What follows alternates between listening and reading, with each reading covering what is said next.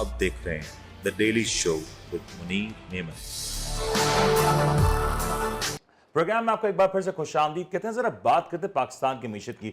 अब बजट आने वाला है, बजट की तैयारियां अपने उरूज पे हैं और इसके साथ साथ अवामी मसाइल भी बहुत ज़्यादा बढ़ते नजर आ रहे हैं। इस वक्त पाकिस्तान की मीशत में क्या कुछ हो रहा है, क्या मुस्बत है, क्या मनफी है और क्या कुछ होना चाहिए, इस हवाले से गुफ्तगू करने के लिए हमारे साथ ज्वाइन करें अतीक रहमान साहब, सीनियर एनालिस्ट हैं, तजनिगार हैं। उनके साथ बात करते हैं और जानते हैं कि इस वक्त पाकिस्तान की मीशत में क्या कुछ चल रहा है, कौन से नए टैक्सेस लगने जा रहे हैं और कौन से टैक्सेस की वजह से अवाम बहुत ज़्यादा परेशान है। अतीक साहब अस्सलाम वालेकुम। बहुत शुक्रिया फॉर हैविंग। अतिक साहब, so much happening in the Pakistan economy, गंदम की प्राइसेस हो, एनर्जी क्राइसिस हो या रोटी की बात हो, हर चीज में हमें एक कैओस नजर आ रहा है एंड वी एक्सपेक्ट के ये जल्दी सेटल डाउन होगा। क्या होता हुआ नजर आ रहा है इस वक्त आपको? बहुत शुक्रिया आपका। मुझे तो कुछ ऐसा लग रहा है कि ये जैसे अनएंडिंग इकोनॉमिक ट्रॉमा चल रहा है। एक के ऊपर एक प्रॉब्लम, एक के ऊपर एक प्रॉब्लम। अब ये गंदम वाला प्रॉब्लम काफ़ी कॉम्प्लिकेटेड है।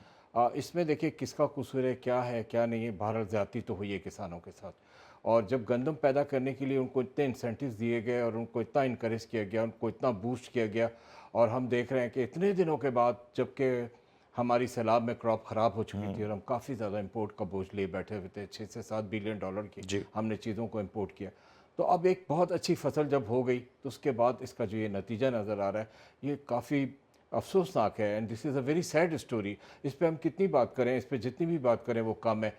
प्लानिंग कहीं पर मिसिंग नज़र आ रही है, कहीं पर कोई ना कोई शॉर्ट फॉल्स हैं जिनको कवर नहीं किया जा रहा। तो फ्रेमवर्क की सख्त ज़रूरत है। आपकी बात से मैं समझ गया कि आप क्या कहना चाहते हैं। जो प्लानिंग मिसिंग होती है तो प्लानिंग को हमेशा उसको दुरुस्त किया जाता है, फ्यूचर में ऐसा ना हो। और आपने कहा कि बजट आने वाला है तो ख़ास करके इस बात का ख्याल रखा जाए कि हम अपने फ्रेमवर्क्स को दुरुस्त रखें। अतीक साहब, एक हमें अरसे से नज़र आया इशू के एडहॉक बेसिस पे हमारे यहाँ तैनातियाँ होती हैं, फिर हमारे यहाँ प्रोफेशनलिज्म की एक कमी है, we do not hire the professionals. ये जो सारा एक अभी हम देख रहे हैं कि गंदम वाली सिचुएशन है, ये एक इंटरिम गवर्नमेंट के साथ शुरू हुआ। अब डेफिनेटली इंटरिम गवर्नमेंट के अपने महदूद मामला होते हैं, महदूद इशूज़ होते हैं जिनको कैटर करते हैं, but now we have a settled government. Do you think के बेहतर कुछ किया जा सकता था या इसमें अभी भी कुछ गुंजाइश है कि ये जो क्राइसिस है, एक तरफ हम देख रहे हैं कि एक जाने पंजाब में स्पेशली रोटी को सस्ता करने की बात हो रही है क्योंकि डेफिनेटली गंदम की प्राइसेस नीचे हैं, दूसरी जाने किसान वहाँ पे गिला करते नजर आ रहे हैं और वो भी राइटली सो के उनको कहा गया था कि आपकी गंदम अच्छे दामों बिकेगी। व्हाट डू यू थिंक क्या हो सकता है, इसमें क्या गुंजाइश है? देखिए अब बेहतर सूरत हाल यही है कि जो किसानों का लॉस है उसको कॉम्पनसेट किया जाए। लॉसेस तो हमेशा कॉम्पनसेट होते ही हैं, और कहीं ना कहीं से वो रास्ता इख्तियार किया जाए कि उसकी कॉम्पनसेशन पूरी कर दी जाए। देखिए बात सारी यही है कि मुल्क बहुत बड़ा फूड इन्फ्लेशन का शिकार रहा है और अभी भी फूड इन्फ्लेशन काफ़ी तेज़ी पे।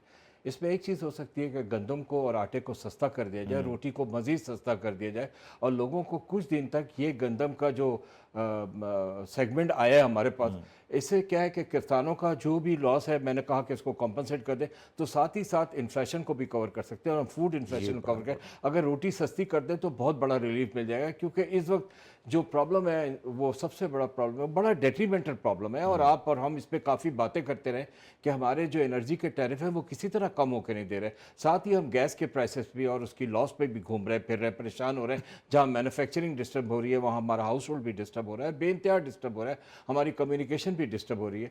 साथ साथ हम देख रहे हैं कि हमारे पेट्रोल के प्राइसेस भी अप एंड डाउन होते चले जा रहे हैं, और इसका ये पूरा बोझ है जो एक आम आदमी पे आएगा। अगर आप उसको खाना पीना सस्ता कर दें, रोटी सस्ती कर दें, अनाज सस्ता कर दें, जो कि एक अपॉर्चुनिटी मिली है, this is a privilege now. इसको एक प्रिविलेज में ले लें कि भाई ठीक है, इस तरह का एक प्रॉब्लम आया, उस प्रॉब्लम को किसी तरह एक प्लानिंग करके एक फ्रेमवर्क पे ला करके इस तरह कर दिया कि लोगों को अब रोटी सस्ती मिल जाए। तो वो रोटी सस्ती मिलेगी तो काफी हद तक अपने गम भूल जाएंगे, अपनी परेशानियों को कम करें कि कम से कम खाना पीना वक्त पे कर सकेंगे। Food inflation is the biggest issue right now हमारे पास। देखिए दुनिया में दो इन्फ्लेशन जोर पे होते हैं और हमारा भी इन्फ्लेशन बहुत जोर पर है, और उसमें एक जनरल इन्फ्लेशन है, दूसरा फूड इन्फ्लेशन है। मैं बात ज़्यादातर फूड इन्फ्लेशन करूंगी, लेकिन अभी कुदरत ने एक मौका दे दिया ऐसा।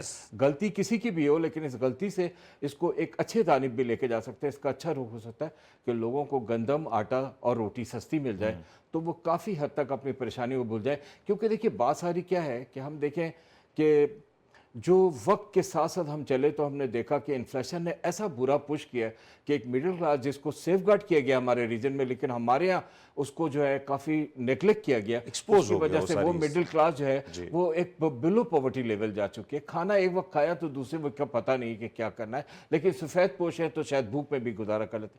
तो एक मौका मिला है कि वो कम अज़ कम उस बात से तो बेफिक्र हो जाए कि कम अज़ कम चंद महीनों तक मुझे रोटी सस्ती मिलेगी और मैं पेट भर के खाना खा सकूँगा। अजीज साहब, एक चीज़ और, टॉकिंग अबाउट इन्फ्लेशन, पिछले दिनों स्टेट बैंक ने अपनी मॉनेटरी पॉलिसी का अनाउंसमेंट किया।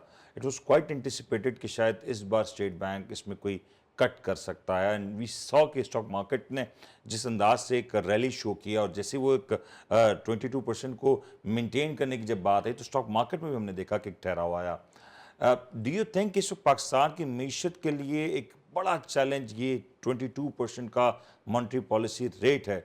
ये अगर डिस्काउंट रेट में कुछ कमी आ जाए, आपके सेक्टर्स परफॉर्म करने शुरू हो जाएं, आपके कंस्ट्रक्शन सेक्टर हैं, दीगर सेक्टर्स हैं, वो सब काम नहीं कर पा रहे, फाल नहीं हो पा रहे। देखिए, इन्फ्लेशन को और मॉनेटरी पॉलिसी के रेट्स को हमेशा कंपेयर किया गया और कहा कि ये एक दूसरे के साथ साथ चलते हैं। इन्फ्लेशन बढ़ता है तो हमारे जो इंटरेस्ट रेट्स हैं वो भी बढ़ दिए जाते हैं, कहते हैं जिसको कंट्रोल करते हैं, क्योंकि tightening monetary policy. Economically speaking मैं अपने रिसर्च और डेवलपमेंट को जब देखता हूँ तो मेरा कोई लिंक नहीं मिलता इन्फ्लेशन और इकोनॉमी के साथ। ये हमेशा मैंने निगेट किया, आपने देखा होगा मेरे प्रोग्रेस। अब अगर इसको सस्टेन ही करना था तो आप देखिए सस्टेंशन में बहुत बड़ा प्रॉब्लम एक्सेस टू फाइनेंस का तो चल ही रहा है। ये तो एक आम बात है कि एक्सेस टू फाइनेंस बहुत मुश्किल है, कॉस्ट ऑफ क्रेडिट बहुत बड़ा मुश्किल प्रॉब्लम है। लेकिन आप देखिए, आप ह्यूमन डेवलपमेंट पे आपने माजी में स्पेंडिंग नहीं की है, बिल्कुल नहीं। ये एक बहुत बड़ा हमसे गलती हुई है। अब अगर हमने ह्यूमन डेवलपमेंट पे स्पेंडिंग नहीं की है तो इसका मतलब है हमने हेल्थ सर्विसेज को थोड़ा सा कमज़ोर लिया है, एजुकेशन को बढ़ाने में कुछ बढ़ावा नहीं दिखाया, कमी की है, सही। और साथ ही साथ सैनिटेशन और क्लीन वाटर को भी हमने उस पर ध्यान नहीं बिल्कुल दिया। ठीक। ये सारे प्रॉब्लम जब एक्यूमुलेट हुए तो हम देखते हैं कि ये सारे के सारे इस पे चले गए कि किसी तरह से बोरोइंग फंड्स के जरिए ह्यूमन डेवलपमेंट को आगे बढ़ाया जाए, इसकी स्पेंडिंग को किया। अब अगर ह्यूमन डेवलपमेंट को आप बोरोड मनी से बढ़ाना चाहते हो, बोरोड को आप इन टर्म्स में लेना चाहते हैं, जिस टर्म्स पे आपने इंटरेस्ट रेट का जिक्र किया जो सस्टेन हुआ इस बार भी, तो आप मुझे बताएं कि क्या ये फिजिबल है, क्या ये ह्यूमन डेवलपमेंट पे स्पेंडिंग हो सकती है? माजी में जो गलती हुई है हमसे, हमने स्पेंडिंग नहीं की ह्यूमन डेवलपमेंट में, ह्यूमन रिसोर्सेज पे, तो क्या हम मुस्तकबिल में समझ सकते हैं कि इतने बड़े इंटरेस्ट रेट पे हम ह्यूमन डेवलपमेंट पे काम कर सकते हैं? No, not at all. हम बल्कि और पीछे चले जाएंगे और नेगलेक्ट होगा ये सेक्टर। अगर ये सेक्टर नेगलेक्ट होगा तो आप मुझे बताएं, 3 बसें बदल कर काम पे जाने वाला एक इंसान या 3 बसें बदल कर पढ़ाई पे जाने वाला एक बच्चा, आप उससे क्या एक्सपेक्ट करते हैं कि क्या वो थका हुआ बच्चा या वो थका हुआ इंसान एक अच्छी आउटपुट दे सकेगा? क्या वो एक अच्छी पढ़ाई कर सकेगा? तो ये सारी चीजें जिन पर कंसीडरेशन देना बहुत जरूरी है। एक चीज़ तो है कि इस बार वज़ीर आज़म जब कराची आया, बिजनेस कमेटी से मुलाकात की, बिजनेस कमेटी का अगर ये कहा है कि 1 पॉइंट एजेंडा अगर कोई था तो वो मॉनेटरी पॉलिसी रेट्स के ऊपर था। पूरी बिजनेस कम्युनिटी ने एक ज़बान होकर ये बात कही, फाइनेंस मिनिस्टर से भी ये बात कही, वज़ीर आज़म साहब से भी गुजारिश की कि मॉनेटरी पॉलिसी रेट को कट होना चाहिए, चाहे कुछ ही हो, लेकिन इससे कॉन्फिडेंस आएगा कि इकॉनमी, अब हम वो स्टेबिलिटी के फेज़ में आ चुके हैं, ये कम से कम एक मैसेज ज़रूर जाएगा। नहीं हुआ। यू आर सरप्राइज टू सी कि ये मेंटेन किया गया, या ठीक है यही एक्सपेक्टेड था और यही होना चाहिए था? इस पे और क्या कह सकते हैं? हमेशा आपकी तरफ से, मेरी तरफ से, बिजनेस कम्युनिटी की तरफ से, इंडस्ट्रियलिस्ट की तरफ से, मैन्युफैक्चरर की तरफ से, ट्रेडर्स की तरफ से ये रिक्वेस्ट जाती रही वहाँ पर कि आपको इनको बेसिस पॉइंट्स को, इंटरेस्ट रेट को कम करना है। हाँ। अब अगर हम इस पे बात करें तो देखें कि वो बात नहीं सुनी गई और ये एक शॉक था कि इस बार भी इसको सस्टेन किया गया। It is a shock for the whole business community. आप देखिए ना, ease of doing business, cost of production, cost of doing business, ये सारा का सारा एक अजीब डिलेमा में फंसा हुआ है कि आप जब रॉ मटेरियल इंपोर्ट करते हो तो आप ज्यादा पैसे देते हो। बिल्कुल ठीक। आपको तो इस साल ये बात की गई थी कि 2024 में आप जो 98% का रॉ मटेरियल इंपोर्ट करते हो, आप कम से कम 30-40% रॉ मटेरियल अपनिया बनाने लगो। क्या अपनी रॉ मटेरियल कैसे बनाओगे जब आप रॉ मटेरियल की कॉस्ट उस इंटरेस्ट रेट पे, उन पैसों के जरिए या बैंक से बोरो करके उसको खरीदा जा रहा है? जो बिजनेस की टेक्निक्स हैं तो उसमें वो एप्लीकेशंस अगर आ गई, उस इंटरेस्ट रेट का क्वांटम आ गया, उसका ह्यूज लेवल आ गया, आई मस्ट से, तो क्या है, आप किस तरह से प्रोडक्शन की वो कॉस्ट दे सकते हैं जिसमें आप कहते हैं कि एक हेल्दी कंज्यूमर बिहेवियर है, एक इंसान को एक सस्ता माल मिल रहा है, या as a matter of fact हम एक्सपोर्ट में कंपटीशन में गए हुए हैं, हम उस एक्सपोर्ट्स की कंपटीशन या उन ऑर्डर्स को कैसे मीट कर सकते हैं जब वो वाली कॉस्ट, एक तरफ हमारी एनर्जी कॉस्ट, एक तरफ गैस नहीं है, बिल्कुल। एक तरफ हमारी लॉजिस्टिक महंगी से महंगी होती चली जा रही है। 28,000 में 10 साल पहले भेजने वाला कंटेनर आज 2 लाख में जा रहा है लाहौर।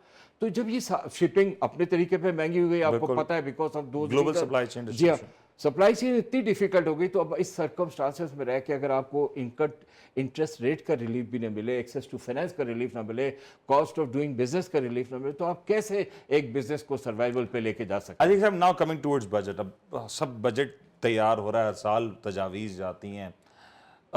इस बार भी बजट बन रहा है, लेकिन शायद गवर्नमेंट के एक अगर स्पेक्ट्रम से देखें तो ग्लोबल चेंजेस को बहुत ज़्यादा इनकलकेट कर रहे हैं। वो देख रहे हैं कि ग्लोबली इस वक्त पेट्रोलियम प्राइसेस क्या हैं, गोल्ड प्राइसेस क्या हैं, there are multiple factors. Do you think कि इस वक्त ग्लोबल जो सिनेरियो पाकिस्तान की फेवर में है और उससे पाकिस्तान अपॉर्चुनिटी ले सकता है? ले सकता है और लेने की कोशिश भी की जा रही है। देखिए, फॉरेन डायरेक्ट इन्वेस्टमेंट को काफ़ी दिनों से अट्रैक्ट नहीं हुआ हमारे यहाँ।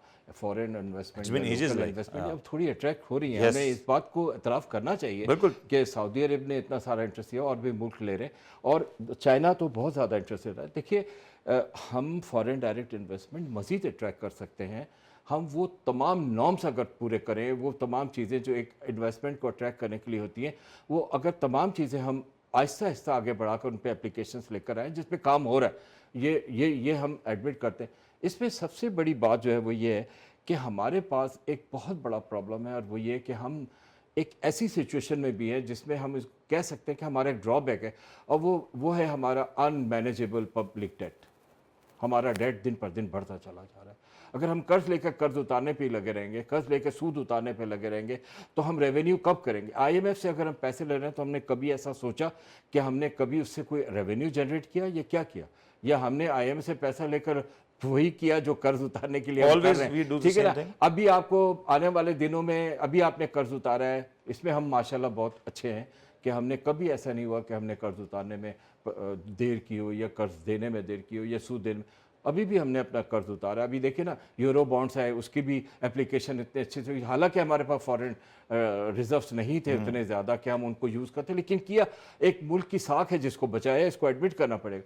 लेकिन ठीक है, हैविंग सेड कि हम अपना लोन, अपनी बोरिंग, अपनी लैंडिंग्स के पैसे जो हैं वो वक्त पे उतार देते हैं, उसकी किस्तें पूरी कर, लेकिन क्या सिर्फ आईएमएफ से हम एक ही फ़ायदा उठाएंगे कि हमारे थोड़े से जो फॉरेन एक्सचेंज रिजर्व्स हैं वो कुछ दिनों के लिए लिक्विडेट हो जाएं? एक, और नंबर 2, हमारे जो मल्टीलैटरल और बायलैटरल लैंडर्स हैं वो हमारे साथ कॉन्फिडेंस में आके हमें मजीद कर्ज देते रहे। ये तो बात actually the ship is going nowhere ना, the ship is going nowhere. हम उसी तरफ घूमते जा रहे हैं, उसी रेडियस में चल रहे हैं, हम कहीं आगे तो नहीं बढ़े। What I understand, something is missing and that is the planning, that is the target, that is the framework. कौन इस पे काम करने के प्लानिंग जो इकोनॉमिस्ट काम कर रहे हैं ना, उनसे मेरी रिक्वेस्ट है यही बात की कि सर जोड़ के बैठें, और जो पॉलिटिकल पोलराइजेशन है उसको जरा साइड पे रख दें, और सब कोई अपने मुल्क की बेनिफिट, अपने मुल्क की इकोनॉमी के लिए सोचे। Economy should be the priority, you see. It is not because it is my subject. I understand. अब मैं आप मुझे पता है आप पॉलिटिक्स पे गुफ्तगू नहीं करते हैं, लेकिन आई एम सॉरी, मुझे ये सवाल पूछना पड़ेगा। इस वक्त आपको इकोनॉमी कितनी प्रायोरिटी पे नजर आ रही है और पॉलिटिक्स कितनी प्रायोरिटी पे नजर आ रही है? Yes, very good question.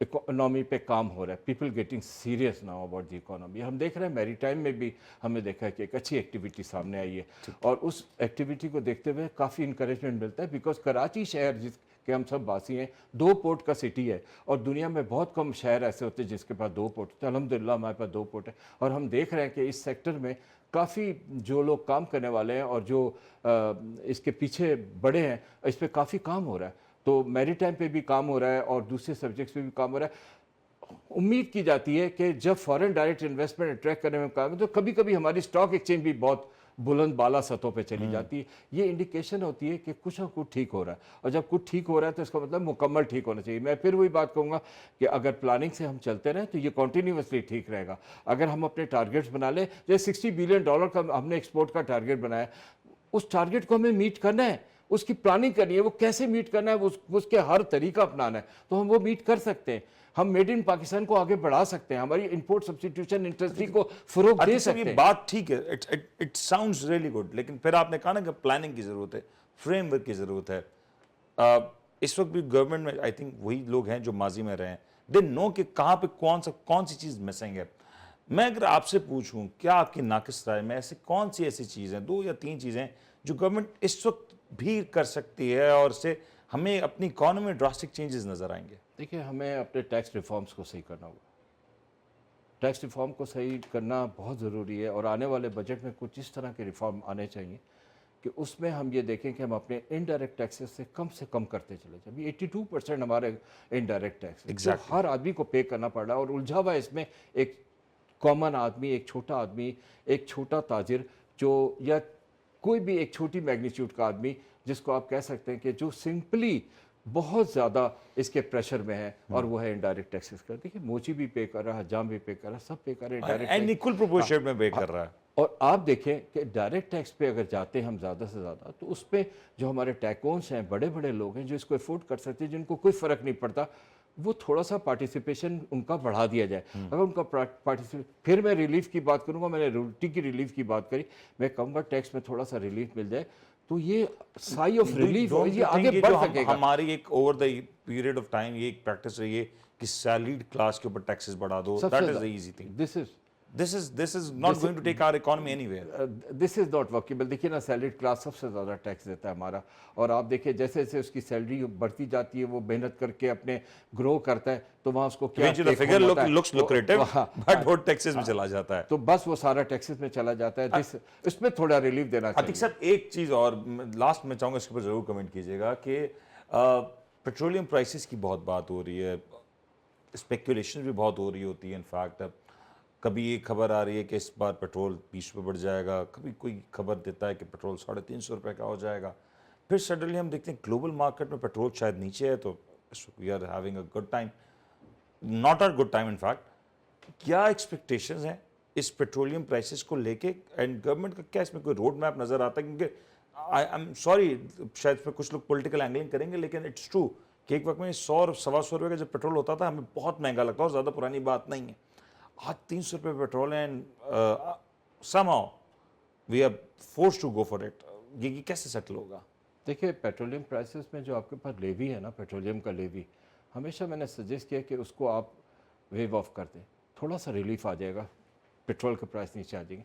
Logistic support service आपकी इससे मिली जुली जो आपकी सप्लाई चेन का इन्फ्लेशन में बहुत बड़ा फर्क है। बहुत, देखिए ना, फार्म टू मार्केट, फिर वही बात आती है, प्रोडक्शन टू मार्केट। आप देखिए ये कितना एक्सपेंसिव है। अगर ये एक्सपेंसिव है तो इसका मतलब है इन्फ्लेशन कहीं नहीं घट रहा, इन्फ्लेशन बढ़ रहा है। आपकी ट्रांसपोर्टेशन कॉस्ट ऐड हो जाती है पेट्रोलियम की प्राइसेस बढ़ने की वजह से, तो आपका आलू, प्याज, चीनी, दाल, एवरीथिंग, सेब, केला सब महंगा होता है। हाँ। तो जब फ्रूट भी महंगा है, वेजिटेबल भी महंगा है, आपकी ग्रोसरी भी महंगी है, ट्रिकल डाउन तो सस्ता क्या है? सस्ता हो नहीं सकता सर जब तक आपके पेट्रोलियम के प्राइसेस नीचे नहीं आएंगे। और दुनिया में जो इफेक्ट आ रहा है पेट्रोलियम के प्राइसेस डाउनवर्ड का, उसका इफेक्ट यहाँ पर आना चाहिए। और मैंने हमेशा सजेस्ट किया कि फर्दर कोई टैक्सेस नहीं लगाओ और फर्दर इसको ग्रो नहीं करा। हम पिछले दिनों डर रहे थे, पेट्रोल पे कुछ और टैक्सेस भी लगने जा रहे हैं। पिछले दिनों हम डर रहे थे कि कुछ टैक्सेस की बात हो रही थी, अब उनका क्या जिक्र करना, लेकिन वो नहीं हुए अल्हम्दुलिल्लाह।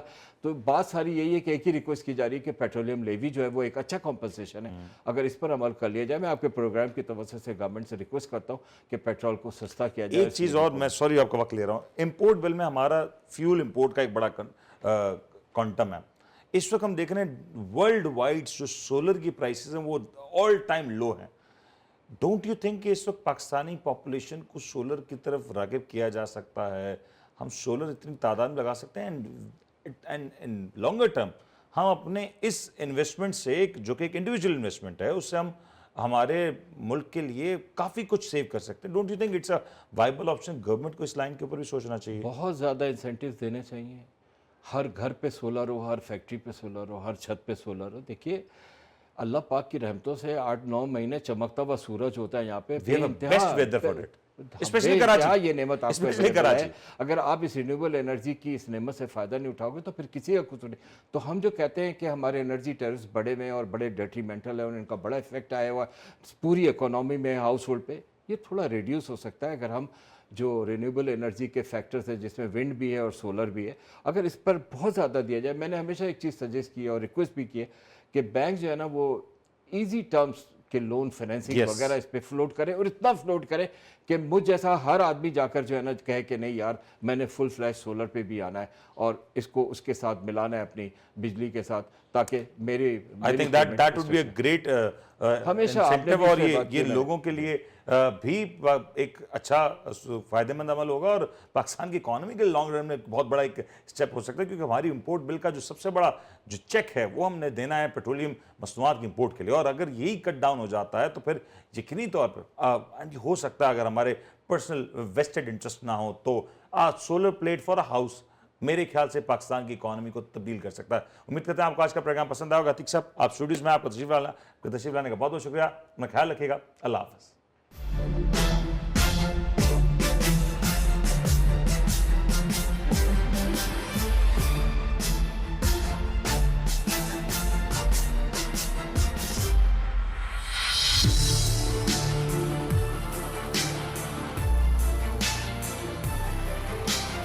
आप देख रहे हैं the daily show with Munir नेमत।